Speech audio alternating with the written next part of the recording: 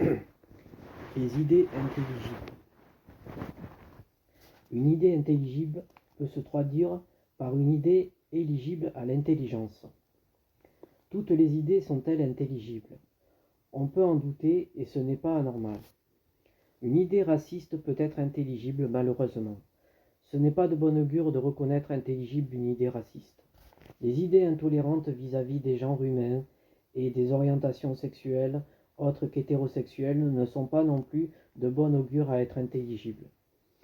Il y a moins de mal à rendre intelligible que nous vivons sur une planète plate, le centre de l'univers.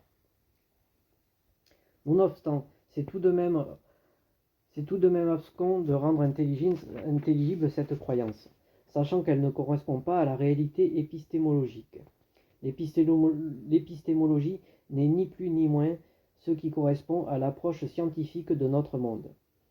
Est-ce intelligible de rendre la théorie du Big Bang prouvée? Pas forcément. La théorie du Big Bang demeure au stade de théorie, et ce malgré les consensus scientifiques. Un consensus correspond à une majorité d'opinions favorables à une idée.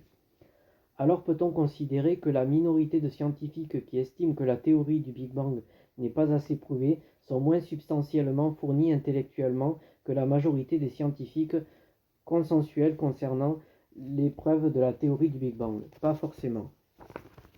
Ce sujet concerne l'existentialisme d'un homme. Comme a dit un jour un philosophe, l'existentialisme est un humanisme, c'est-à-dire que les questions existentielles animent souvent l'homme, avec un grand H. Ces mêmes questions existentielles animent peut-être aussi les animaux. Ce n'est pas impossible d'envisager cette possibilité, même si l'intelligence animale est souvent sous-estimée. L'existence de Dieu avec un grand D anime non systématiquement les êtres vivants aux capacités intelligibles. Et pourtant, est-ce intelligible de reconnaître l'étymologie des religions de Dieu, à savoir qu'une entité omnitout a créé une planète plate, le centre de l'univers? La réponse est sans appel, pas du tout, quand bien même il n'y a pas de si grand mal à cela. Et est-ce intelligible de reconnaître les valeurs du bien et du mal de Dieu? Ce n'est pas tellement de bon augure de reconnaître intelligible cela. Et par l'intermédiaire de la théorie des formes pensées, est-ce intelligible de reconnaître l'existence de Dieu? D'autant plus que sans l'intermédiaire de cultures de formes pensées à plusieurs parfois ou par volonté commune, ces formes pensées ne peuvent être envisagées de se former. Beaucoup de problématiques pertinentes et intelligibles sont posées dans ce topo et laissent un vent de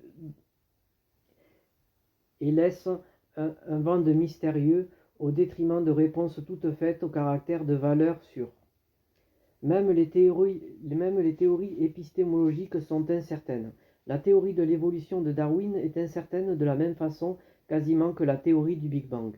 Si la théorie de l'évolution était suffisamment prouvée, alors comment expliquer des séquences d'ADN inexpliquées chez l'homme, avec un grand H?